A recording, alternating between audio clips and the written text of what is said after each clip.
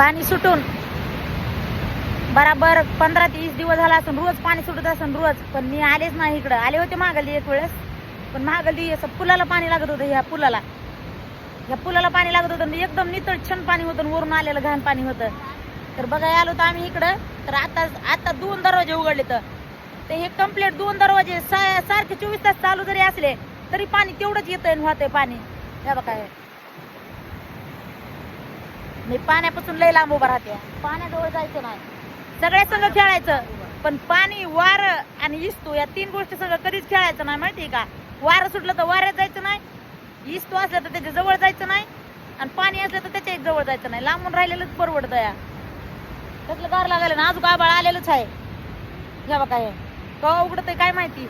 चालले ढगाड पळायला लागले आता. काय दुसरी रोज तसंच ऐकते मी यांचं, रोज ढगाड पळायला लागले तर पण ढगाड पळाना तर माणसंच पाण्यामध्ये पळायला लागले तर.